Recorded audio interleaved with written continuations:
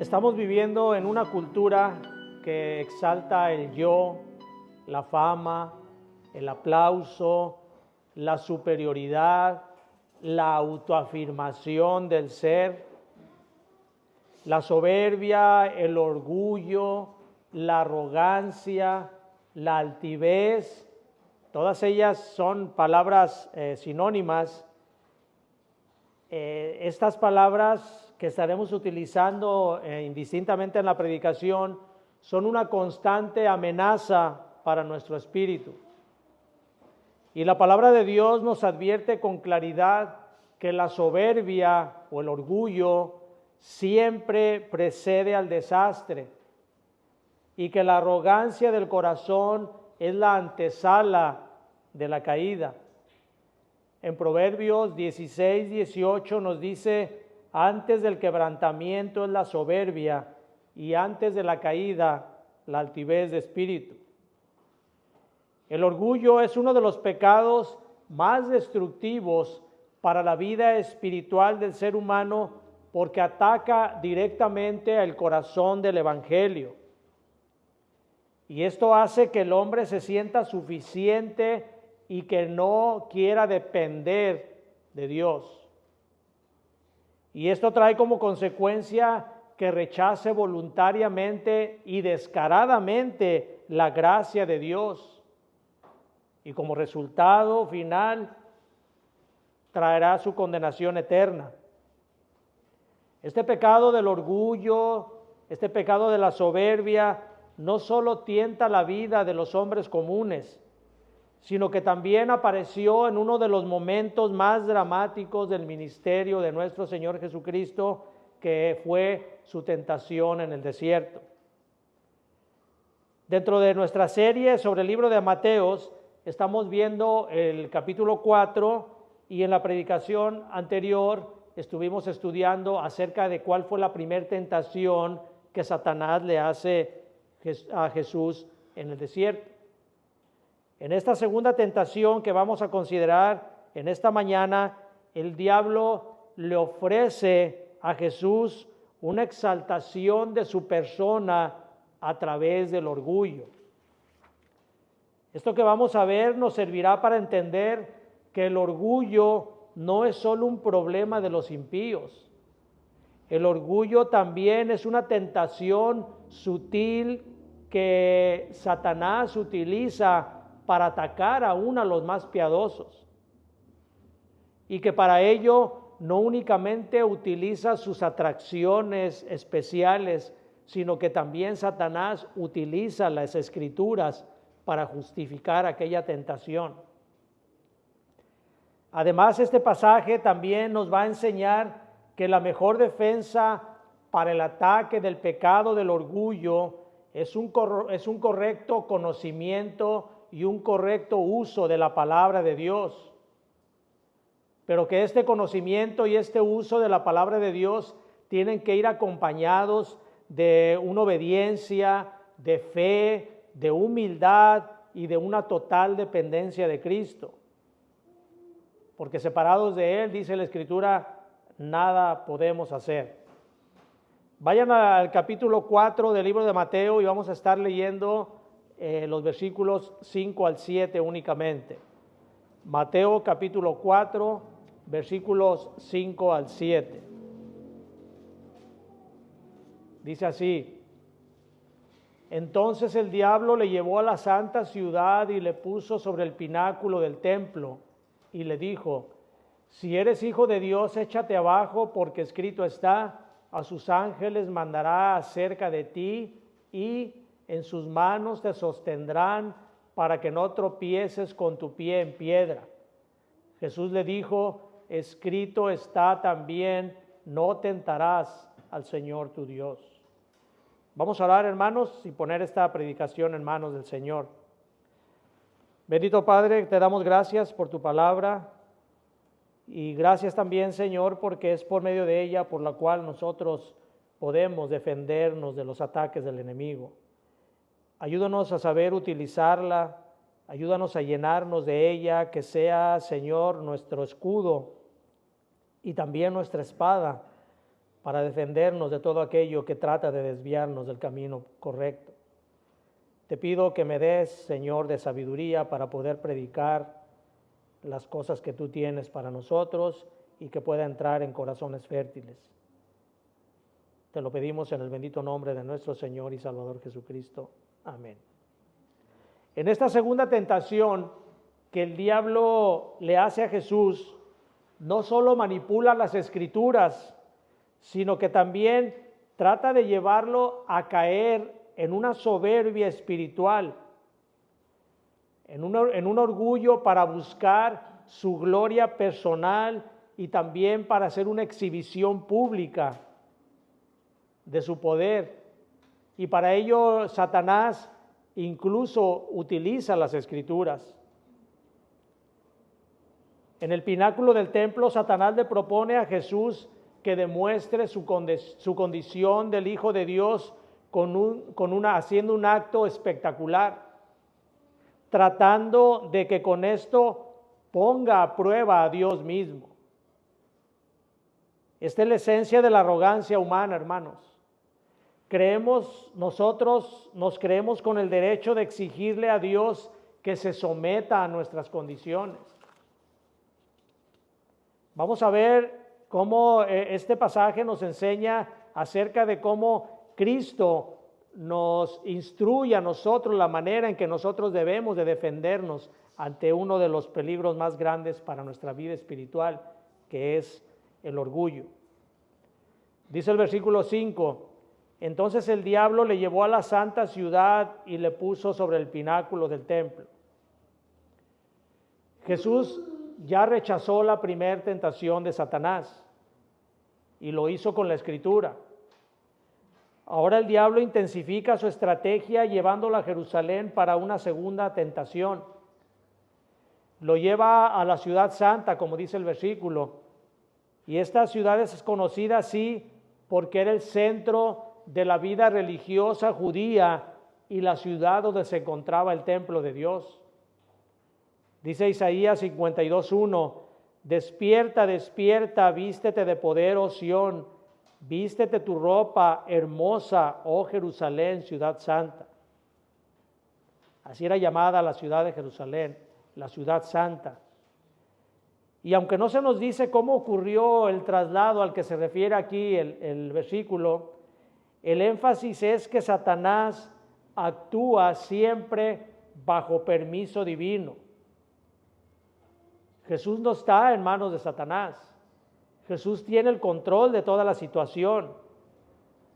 El que nos diga la Escritura aquí que Jesús fue trasladado por el diablo no significa una sumisión de Jesús a lo que Satanás haga, sino que es por propia voluntad del mismo Señor el actuar de la manera en que Satanás lo está haciendo para confrontar al tentador. Pero es la voluntad de Jesús. No es un acto en el cual él tenga que estar en sumisión a Satanás como nosotros, como seres humanos, podemos estar. Por eso la Escritura nos habla claramente que cuando las personas no son dirigidas por Cristo, están siendo dirigidas por Satanás. Pero no fue así con el Señor. Él tenía el control de todas las cosas y estaba permitiendo que Satanás actuara de esa manera para que él demostrara que lo iba a derrotar. El diablo no tiene ningún poder sobre Jesús, pero permitió las tentaciones para sus propios propósitos. Dicen los historiadores que el pináculo del templo se refería a una esquina elevada del templo. Era la parte más alta que daba al valle del Cedrón y que tenía una caída muy profunda. Así de que si el Señor caía o aceptaba más bien las pretensiones de Satanás, el rescate que los ángeles iban a hacer de él iba a ser algo muy espectacular. Esta ubicación del pináculo representaba un lugar público y visible, lo cual es muy importante para que nosotros entendamos la naturaleza de la tentación de Satanás. Satanás buscaba exhibir a Jesús ante los hombres para que ellos lo vieran como el Mesías mediante señales espectaculares. Es lo que quería el diablo, que hiciera un gran espectáculo, pero tentando a Dios para que Dios cumpliera su palabra de mandar ángeles a que lo sostuvieran. El diablo intenta que Jesús pruebe su identidad de Hijo de Dios de manera milagrosa, espectacular y egoísta, en lugar de confiar en el Padre. La ostentación espiritual y la manipulación de la fe podrían tentarlo a desviar su misión. Esto era lo que buscaba Satanás, desviarlo de aquello a lo cual nuestro Señor Jesucristo venía. Satanás sabe que el deseo del ser humano es ser visto y admirado en cualquier parte de su vida, hasta en una situación religiosa. El hombre desea ser admirado en los puestos, en los puestos de cualquier religión, en lugar de buscar la humildad para ser un siervo hacia Dios. Esta es la condición del hombre generalmente. El orgullo muchas veces se disfraza de espiritualidad. ¿Cuántas veces hay personas que utilizan sus posiciones, sus dones, sus conocimientos para buscar reconocimiento en una iglesia, para buscar reconocimiento en el medio religioso, en lugar de servir a Cristo con humildad? El mundo está lleno, hermanos, de personas, de hombres y de mujeres que actúan de esa manera, buscando ser reconocidos a nivel mundial, buscando ser famosos en lugar de servir a Dios de una manera con humildad. Pero ¿cuántos hombres también hay que van a lugares apartados, que nadie los conoce y sin embargo entregan todo para el servicio de Dios? Eso es lo que realmente Dios ve, no el orgullo, no la pretensión, sino la humildad que hay en el hombre de servirle realmente a Dios. Dice el versículo 6, y le dijo: si eres hijo de Dios, échate abajo, porque escrito está: a sus ángeles mandará acerca de ti, y en sus manos te sostendrán para que no tropieces con tu pie en piedra. Satanás no duda que Jesús sea el Hijo de Dios, ya lo habíamos visto en la primera tentación. Más bien lo que utiliza Satanás es esta afirmación para tentar a Jesús a que actúe independientemente del Padre, a que pruebe también si realmente el Padre cumple con lo que dice. Esta es una provocación sutil cuando le dice: demuestra que realmente eres el Hijo de Dios. Satanás está incitando a Jesús a forzar a Dios a actuar. Y para esto cita torcidamente el Salmo 91. El diablo conoce la Biblia, no niega la Escritura, pero siempre la manipula para sus fines perversos. Y esto es lo que hacen también muchos falsos maestros. Manipulan la Escritura para sus fines perversos. Al citar el Salmo, Satanás deja fuera deliberadamente la frase que dice: para que te guarden en todos tus caminos. Esa frase no la cita a Satanás porque sabe que esta frase lo que implica es vivir bajo la voluntad de Dios y no tomar riesgos innecesarios. El torcer la Escritura, hermanos, siempre ha llevado al hombre a caminos peligrosos. Siempre lo ha llevado a hacer las cosas que la Escritura no manda. Lo que hace aquí referencia esta parte del versículo es a la providencia de Dios y a la protección de Dios en todos los que andan en sus caminos, no en cualquiera. Erróneamente nosotros escuchamos a veces decir a padres o a madres que ven que sus hijos van a salir a los antros ¿Y cuántas veces los vemos darle la bendición a los que son católicos o decirle Dios te bendiga, Dios te cuide en lo que vas a hacer?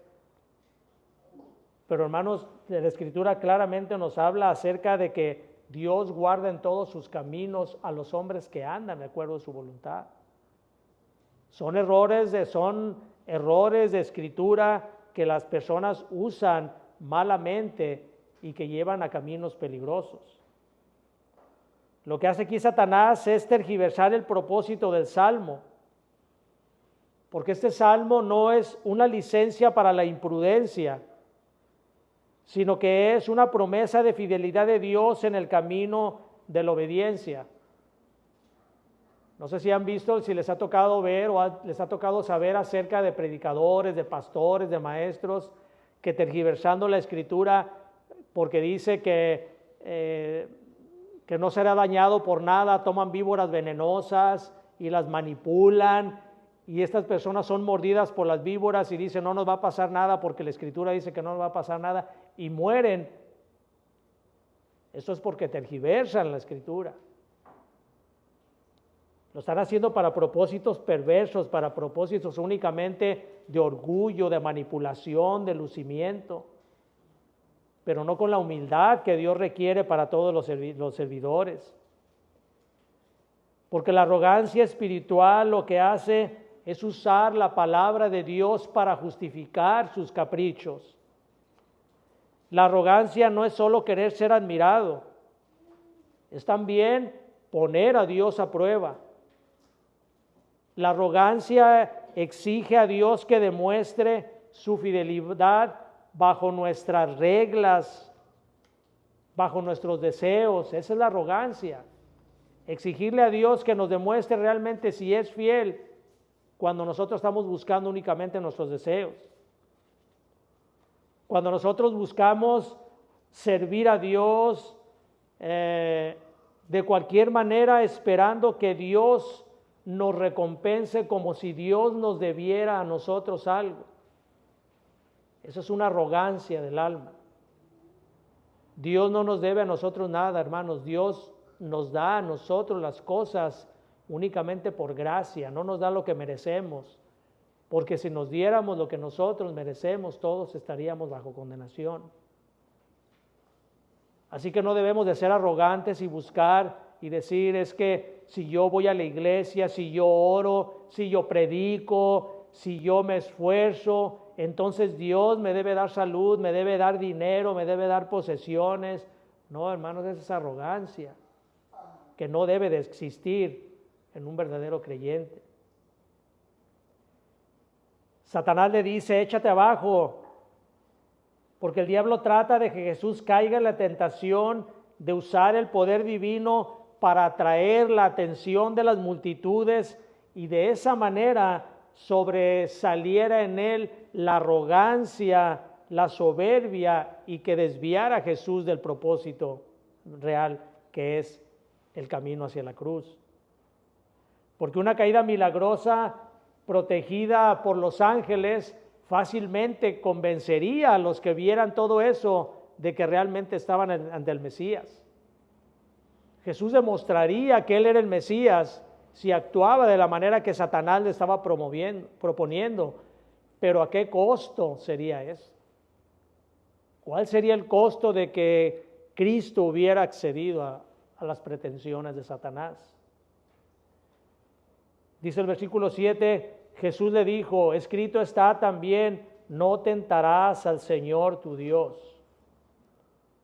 Nuestro Señor Jesucristo le responde con autoridad y con discernimiento espiritual, lo cual demuestra un modelo perfecto de fidelidad y del uso correcto de las Escrituras. En cada tentación que Satanás le propone, Jesús le responde con la Escritura, reafirmando el conocimiento, el uso que hace de ellas y sobre todo la obediencia al Padre, la fidelidad a Dios. Jesús no niega a Satanás que el texto que está citando realmente es de la Escritura. Él no le dice lo que estás diciendo no está escrito, no. Él acepta que lo que Satanás está diciendo está escrito, Pero lo que hace el Señor es colocar en el marco correcto la escritura que está citando. El Señor le responde citando Deuteronomio 6, capítulo 16, donde el pueblo de Israel malévolamente, intencionalmente tienta a Dios en el desierto, en Masá, exigiéndole a Dios una prueba de que si realmente estaba con ellos, que les diera agua. Ellos sabían que Dios no los desamparaba, pero ahí lo tientan exigiéndole que les diera agua si realmente era el Dios que decía ser. Pero Jesús no era el pueblo de Israel. Jesús no manipulaba al Padre, porque el verdadero hijo confía en Dios sin exigir señales. Eso es una verdadera prueba de fe, una verdadera prueba de que nosotros realmente confiamos en Dios. Nosotros no buscamos señales para que nosotros podamos creer en que Dios es bueno con nosotros. Nosotros sabemos que Dios es bueno aun cuando las cosas no parezcan caminar como nosotros creamos que deben de caminar. Como dice el profeta, aunque la higuera no florezca, aún así yo alabaré a Dios. Esa es la verdadera prueba de un creyente. Jesús confía como el verdadero Hijo confía sin exigir señales, y esta es la humildad del Hijo eterno. Confiar sin exigir, obedecer sin alardear. La humildad bíblica se manifiesta en una fe que no exige señales, sino que descansa en la palabra de Dios revelada en la Escritura. La arrogancia lo que hace es que quiere impresionar, pero la fe lo que hace es obedecer. La arrogancia no es únicamente una ofensa hacia los demás hombres. Una persona arrogante una persona arrogante ofende a los demás. Pero también una persona arrogante, una persona soberbia, una persona orgullosa ofende a Dios. Por eso dice Santiago 4:6, Dios resiste a los soberbios y da gracia a los humildes. Dios ama la humildad, pero Dios aborrece la soberbia, porque la soberbia siempre va a querer rechazar a Dios y a querer ponernos a nosotros en el lugar de Dios.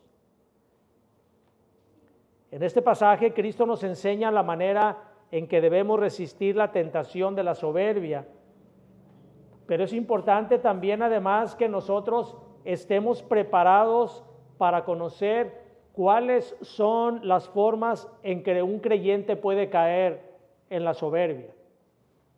Y esto es muy importante, hermanos, que pongamos atención en esto, porque muchas veces nosotros nos dejamos engañar por Satanás y caemos en la soberbia o en el orgullo.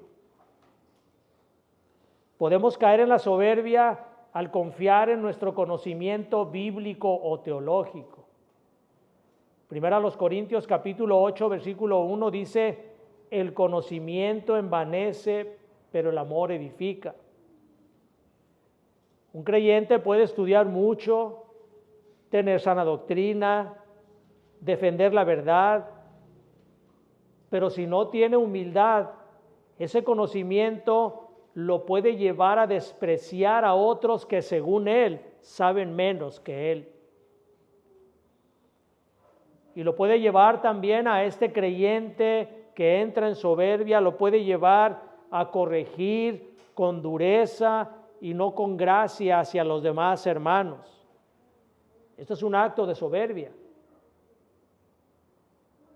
El orgullo doctrinal es muy peligroso en aquellos que no saben utilizar el conocimiento que Dios les ha dado.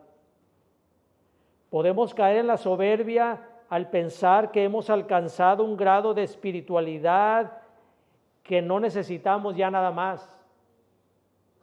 Apocalipsis capítulo 3, versículo 17 dice, porque tú dices, yo soy rico y me he enriquecido y de ninguna cosa tengo necesidad.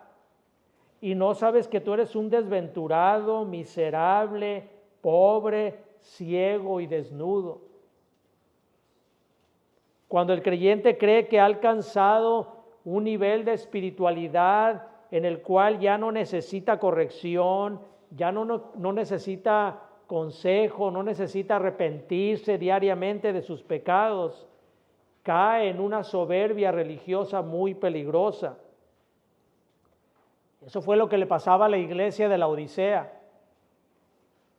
Ellos creían que estaban bien, que ya no tenían necesidad de nada más, pero el Señor los corrige y les dice: tú eres una iglesia ciega, una iglesia desnuda, una iglesia miserable y pobre. Porque así es Dios, hermanos. Dios nos hace ver nuestra necesidad que nosotros debemos de tener. Pero el orgullo muchas veces nos pone un velo para no entender todo eso de parte de Dios. Podemos caer en la soberbia cuando nos atribuimos los frutos espirituales a nosotros mismos y no a Dios. Primero a los Corintios 4:7 dice: porque ¿quién te distingue? ¿O qué tienes que no hayas recibido? Y si lo recibiste, ¿por qué te glorías como si no lo hubieras recibido? Dios puede utilizar a un creyente en el ministerio, en el servicio, para dar testimonio, pero si este creyente empieza a pensar que eso que tiene él, el don que ha sido recibido, comienza a pensar que se debe únicamente a él, está cayendo en la arrogancia. Porque él piensa que su éxito, que su capacidad, incluso que su santidad, se la debe porque él se la ha ganado, porque él se la merece. Y esto es una arrogancia hacia Dios, porque todo lo bueno no procede de nosotros. Nada bueno puede salir de un corazón malo, como dice la Escritura. Todo proviene de Dios. Por lo tanto, nunca debemos de pensar que nosotros somos buenos cristianos, buenos predicadores, buenos teólogos, buenos estudiosos. Nada, hermanos, sino que debemos de con humildad reconocer que todo proviene de Dios, porque lo contrario nos hace ser orgullosos y arrogantes. Podemos caer en la arrogancia al compararnos con otros creyentes. Lucas capítulo 18, versículo 11 dice: el fariseo puesto en pie oraba consigo mismo de esta manera: Dios, te doy gracias porque no soy como los otros hombres, ladrones, injustos, adúlteros, ni aún como este publicano. El orgullo nos lleva a nosotros mismos a medir nuestra propia espiritualidad comparándola con otros creyentes, con otros hermanos. Nosotros creemos que el estándar de un cristiano está medido por la espiritualidad de otro cristiano, cuando lo que nosotros deberíamos de creer es que el estándar verdadero del cristiano es Cristo mismo. Nadie es más que otros, hermanos. Ninguno, por más conocimiento que pueda tener o por más servicio que pueda dar en una iglesia, debe de admirarse de otros hermanos. Esto es fariseísmo. El que usted vea a otro hermano como menor a usted porque tiene poco conocimiento y usted tiene años en la Escritura y se sabe versículos de memoria y desprecia a otros porque cree que los otros saben menos que usted está actuando con soberbia. Usted puede estar aparentando piedad para elevarse sobre los demás. Podemos caer en la arrogancia cuando servimos buscando reconocimiento humano. Mateo 23:5 dice: antes hacen todas sus obras para ser vistos por los hombres, pues ensanchan sus filacterias y extienden los flecos de sus mantos. Un creyente puede predicar, puede orar, puede servir, Pero si su motivación es ser admirado, aplaudido o reconocido, entonces el creyente ha caído en una forma muy sutil de orgullo, de soberbia. La gloria siempre debe de ser para Cristo y no para nosotros. Es un riesgo muy grande que se presenta en todos los servidores y principalmente en los pastores, en los predicadores.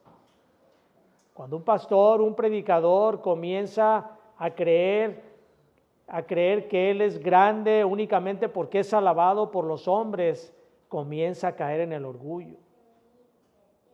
Es peligroso, hermanos, si nosotros vemos constantemente cómo hay grandes entre los hombres predicadores que caen en el orgullo porque se dejan engañar precisamente por Satanás. Tenemos que tener mucho cuidado que el reconocimiento hacia nosotros no venga de los hombres, sino de Cristo. Podemos caer en la soberbia al resistir la corrección o la disciplina. Dice Proverbios capítulo 15, versículo 12, el escarnecedor no ama al que le reprende, ni se junta con los sabios.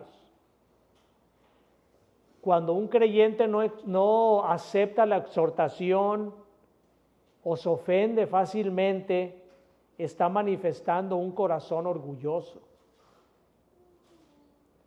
Porque un creyente que es humilde acepta la corrección como una bendición de Dios. ¿Cuántas hermanos en las iglesias que se acerca a alguien que realmente tiene un corazón humilde, que realmente lo hace con un amor hacia el hermano y va y lo trata de corregirlo para decirle, hermano, estás caminando mal? Esta persona se ofende y en vez de aceptar la corrección, rechaza esa corrección. Eso es una muestra de orgullo, una muestra de soberbia. Todos tenemos faltas, todos fallamos. Y como dice la Escritura, el escarnecedor no ama al que le reprende. Pero una persona sabia acepta el consejo, porque sabe que el que lo está aconsejando es alguien que realmente se preocupa por él, por su alma. Podemos caer en la soberbia al pensar que merecemos bendiciones por nuestra obediencia. Lucas capítulo 17, versículo 10 dice, así también vosotros cuando hayáis hecho todo lo que ha sido ordenado, decid, siervos inútiles somos, pues lo que debíamos hacer, hicimos. El creyente orgulloso piensa que Dios le debe algo por su obediencia. Bendición, salud, éxito, dinero, posesiones, diversiones, descanso. Pero el creyente humilde sabe que nada merece fuera de Cristo y que todo lo que recibe de parte de Dios es únicamente por gracia, únicamente porque Dios así ha determinado que sea, no porque alguien lo merezca. Esa es una manera de ser también orgulloso, soberbio. El estudio de este pasaje, hermanos, nos lleva a la siguiente conclusión. La soberbia es un enemigo silencioso que se disfraza de espiritualidad. Por eso nosotros debemos orar como David y decir, examíname, oh Dios, y conoce mi corazón. Pruébame y conoce mis pensamientos, y ve si hay en mi camino de perversidad, y guíame en el camino eterno, dice el Salmo 139. Solo en Cristo, el manso y que es nuestro Cristo, manso y humilde de corazón, tenemos el poder para vencer el orgullo. El pecado del orgullo se originó desde el huerto del Edén, cuando el ser humano quiso ser como Dios. Ahí entró el orgullo en el corazón del hombre.